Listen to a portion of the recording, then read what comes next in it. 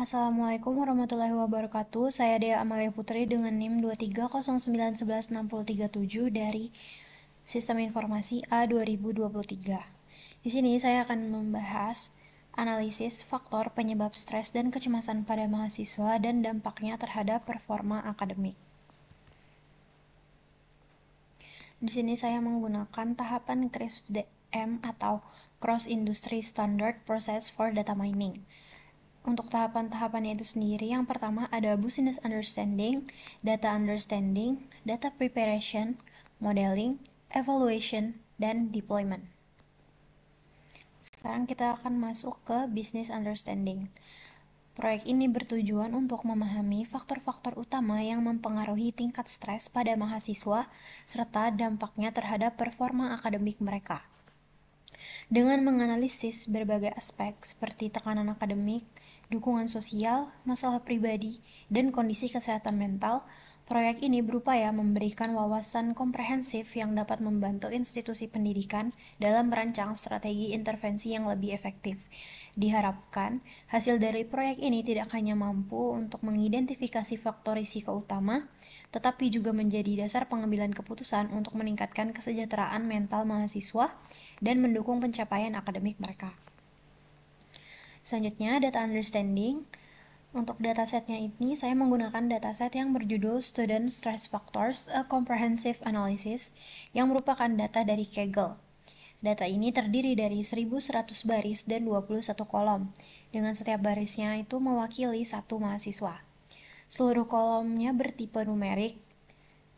Kolom yang ada mencakup berbagai aspek kehidupan mahasiswa seperti faktor akademik, sosial, kondisi lingkungan, dan juga kesehatan mental. Variabel-variabel penting yang tersedia meliputi tingkat kecemasan, harga diri, kualitas tidur, dukungan sosial, tekanan teman sebaya, beban studi, dan ada tingkat stres atau stress level. Stress level inilah yang akan menjadi target utama dari analisis. Selanjutnya kita masuk ke data understanding. Sebelumnya saya sudah menjelaskan bahwa data ini memiliki 1.100 baris dan juga 21 kolom. Untuk kolom-kolomnya bisa dilihat di bagian ini. Selanjutnya di sini. Sekarang kita akan masuk ke exploratory data analysis atau EDA. Untuk bagian distribusi, di sini saya melakukan distribusi terhadap 3 faktor atau 3 kolom. Yang pertama itu ada stress level. Untuk stress level itu sendiri di sini terlihat bahwa distribusinya itu terlihat cukup seimbang antara low, medium, dan high-nya. Kemudian ada distribution of anxiety level atau tingkat kecemasannya di sini cukup variatif, tetapi perbedaannya tidak begitu jauh dan dia melonjak di bagian akhir. Dan untuk depression levelnya juga ini kurang lebih sama, tetapi yang di belakangnya agak sedikit menurun. Kemudian ada komposisi tingkat stres berdasarkan riwayat kesehatan mental. Jadi bagi mahasiswa yang memang sudah memiliki riwayat kesehatan mental, maka itu sedikit banyak mempengaruhi tingkat stresnya. Dan di sini ada proporsi tingkat stres yang menggunakan pi. Di sini cukup stabil antara low, medium, dan high-nya kurang lebih sama jumlahnya. Selanjutnya ada hubungan antara tingkat stres dan performa akademik dengan riwayat kesehatan mental. Seperti di sebelumnya itu, bahwa riwayat kesehatan mental ini cukup berpengaruh terhadap aspek-aspek atau faktor-faktor lainnya. Jadi dia mempengaruhi. Untuk yang memiliki riwayat kesehatan mental ini 0, dan untuk yang tidak memiliki riwayat itu 0, yang memiliki itu 1. Dan di sini ada rata-rata tingkat stres berdasarkan dukungan sosial juga. Jadi dukungan sosial ini cukup berpengaruh terhadap tingkat stres, karena apabila dari mahasiswanya itu tidak memiliki dukungan dari lingkungan yang baik, maka itu akan mempengaruhi tingkat stresnya. Selanjutnya di sini ada heat map korelasi antar kolom ya. Jadi di sini akan menunjukkan kolom satu dengan kolom lainnya itu korelasinya seberapa besar atau seberapa berpengaruh. Selanjutnya kita masuk di data preparation. Di sini kita akan melakukan pemeriksaan terhadap missing value. Jadi ini untuk data-data yang dimiliki 21 kolom. saat diperiksa untuk missing value-nya ternyata tidak ada, maka dari itu tahapan ini kita lewati dan bisa dilanjutkan ke tahap selanjutnya.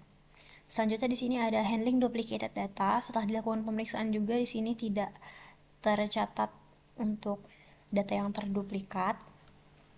Maka dari itu tahapan ini juga dilewati dan kita lanjutkan ke pemeriksaan outliers. Untuk outliers saya itu sendiri di sini ada 3 yang memiliki outliers, tetapi saya hanya menghapus outliers untuk living conditions karena dia berada di bawah 10. Selanjutnya kita masuk ke construct data. Jadi di sini saya menambahkan kolom baru yaitu psychological risk di sini dan dia memiliki frekuensi. Untuk jenisnya dia kategorikal dan di sini ada low, medium, dan high.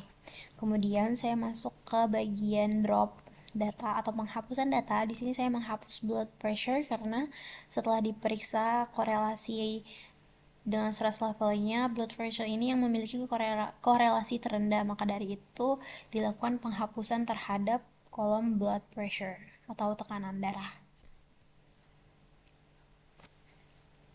Selanjutnya di sini kita melakukan perubahan atau mapping terhadap kolom yang sebelumnya itu kolom kategorikal yang low, medium, high di sini dirubah menjadi 0, 1, dan 2.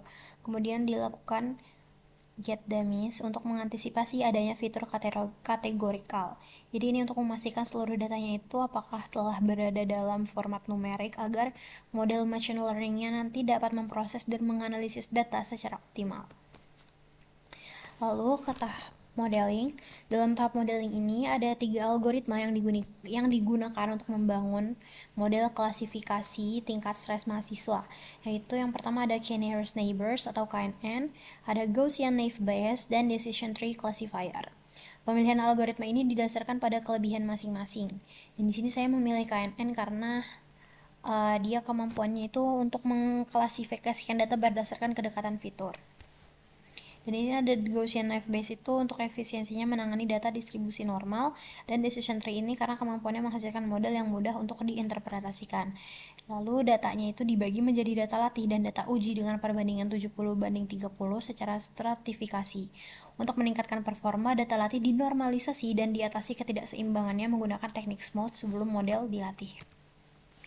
Lalu kita masuk ke tahap evaluation.